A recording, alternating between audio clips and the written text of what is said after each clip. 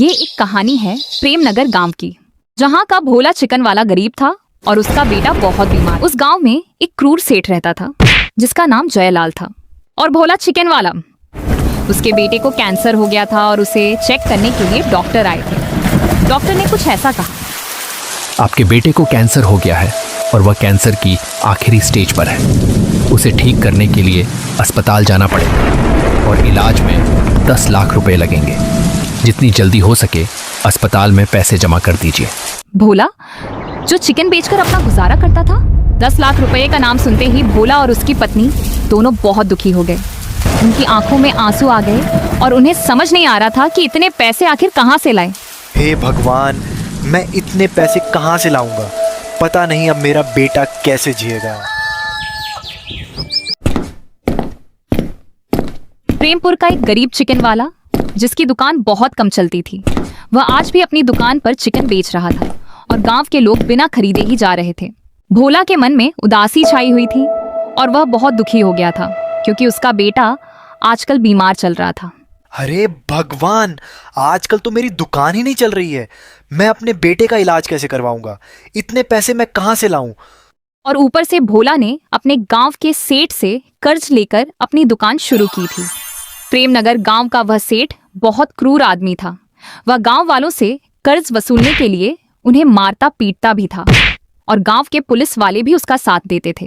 सेठ ने भोला को अपनी दुकान शुरू करने के लिए 10,000 रुपये उधार दिए थे। भोला की दुकान सड़क के किनारे थी, इसीलिए कभी कभी शहर से भी लोग खाने आते थे और गांव की मिठाइयां छोड़कर भोला का चिकन खाते थे।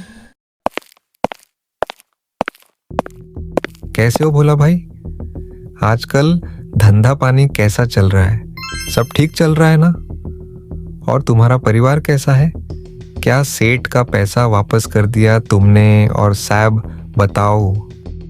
अरे क्या बताऊं मोहनलाल, मेरे परिवार के दिन बहुत खराब चल रहे हैं। पता नहीं भगवान हमारे साथ क्या कर रहा है। मेरे बेटे को कैंसर हो गया है, वह अभी अस्पताल में है और डॉक्टर ने 10 लाख रुपए जमा करने को कहा है। समझ नहीं आ रहा है कि मैं इतने पैसे कहां से लाऊं, कुछ समझ नहीं आ रहा है। अस्पताल में ब्लड कैंसर की जंग के बीच भोलो चिकन वाले का बेटा रमेश अस्पताल में ब्लड कैंसर से लड़ रहा था और नर्सें भी दुआ कर रही थीं कि छोटा सा बच्चा रमेश ठीक हो जाए। हे भगवान, इस छोटे से बच्चे को इतनी बड़ी बीमारी क्यों दे दी? गरीब बच्चे को जल्दी से जल्दी ठीक कर दो।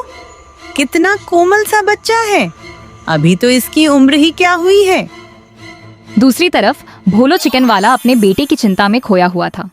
उसका ध्यान सिर्फ पैसे का इंतजाम करने और अपने बच्चे पर था। अरे भोला भाई, मैं ये क्या सुन रहा हूँ गाँव में कि तुम्हारे बेटे को ब्लड कैंसर हो गया है? क्या ये बात सच है? बताओ भोला भाई, तुम इतने दुखी क्यों लग रहे हो? भोला उदास मन से, अरे हाँ भाई, क्या बताऊं, जिंदगी से परेशान हो गया हूँ। हाँ, सच बात है कि मेरे बेटे को ब्लड कैंसर हो गया है और डॉक्टर ने ठीक करने के लिए 10 लाख रुपए मांगे हैं। भाई लोग, अगर तुम्हारे पास कुछ पैसे हों तो मदद कर दो। सेठ का भी पैसा देना है, वो भी आज पैसे लेने आएगा। भोलू ने जब गांव वालों से पैसे मांगे तो सबने मना कर दिया और कहा कि हमारे पास नहीं है। भोलू भाई की इस मुसीबत में कोई भी साथ नहीं आया। उधर आज गांव के सेठ के पैसे लेने का वक्त भी था भोला से।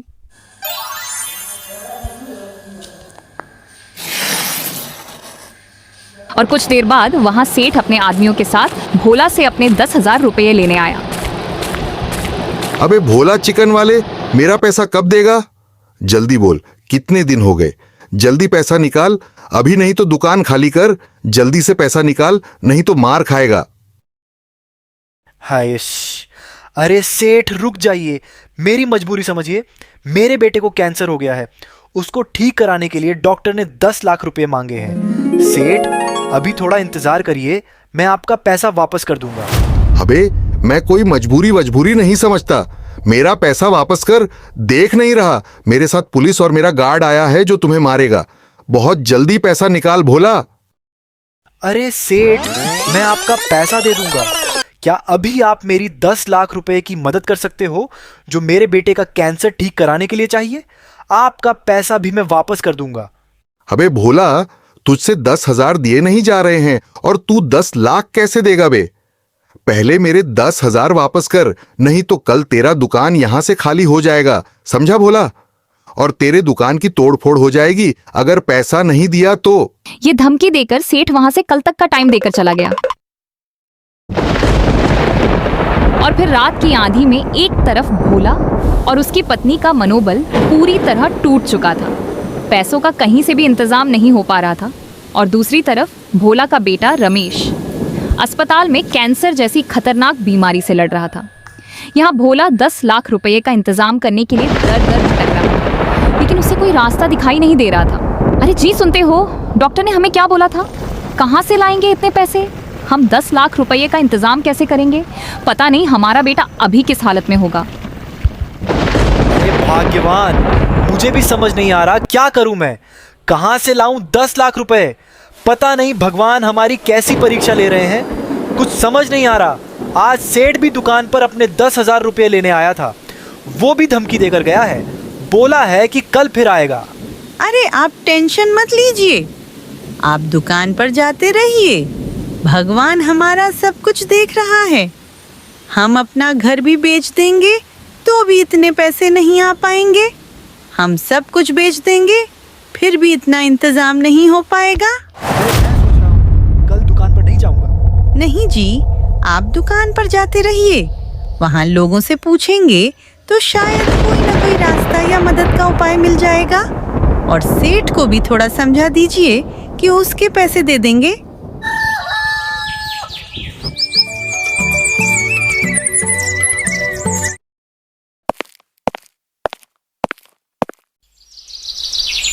और सुबह सुबह गांव के लोग खेतों में काम करने जा रहे थे।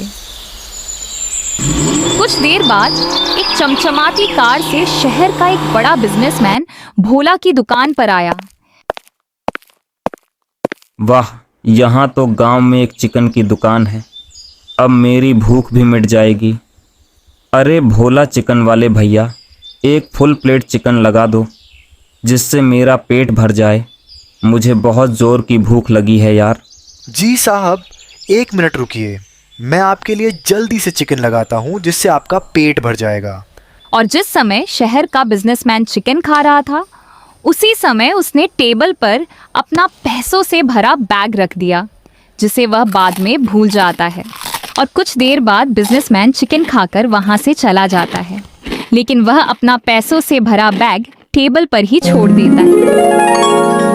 भोला ने उस बैग को टेबल पर देखा तो उसे खोलने का विचार किया, और वह समझ गया कि यह वही बैग है जो अभी अभी आए हुए बिजनेसमैन का है।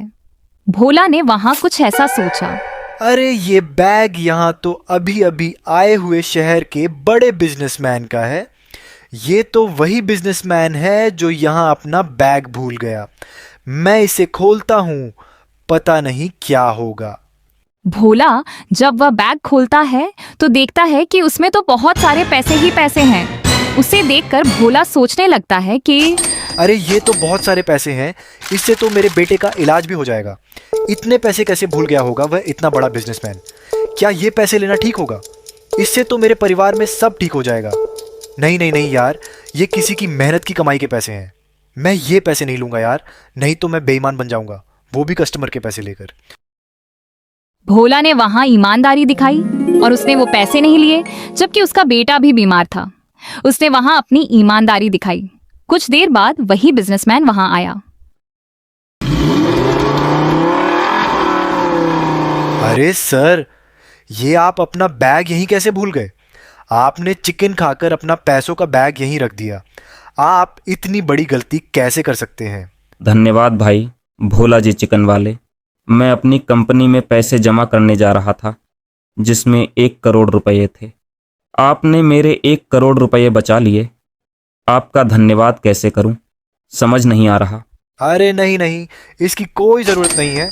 भोला के मना करने के बाद भी उस बिजनेसमैन ने भोला को उसमें से 20 लाख रुपए दिए, क्योंकि उस बिजनेसमैन के 1 करोड़ रुपए बच गए थे। इसीलिए उसने इसी प्रकार भोला ने उन 20 लाख रुपए में से अपने बच्चे का अस्पताल में 10 लाख रुपए से इलाज भी करवाया और बच्चा ठीक हो गया। बच्चे के ठीक होने के बाद उसने सेठ का भी पैसा लौटा दिया और ईमानदारी की वजह से वह अमीर भी बन गया।